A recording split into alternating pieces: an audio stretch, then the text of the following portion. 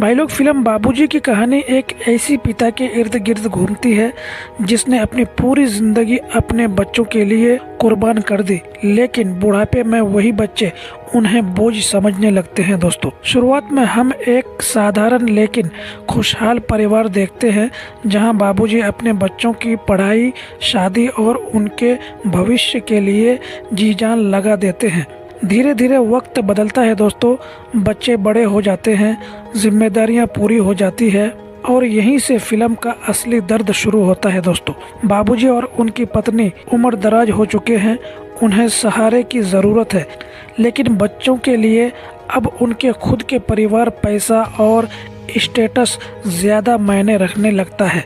एक मोड़ ऐसा आता है दोस्तों जब बहू बेटे मिलकर बाबूजी को घर से अलग करने की प्लानिंग करते हैं, कभी अलग कमरे के नाम पर, कभी खर्चे के नाम पर। दोस्तों,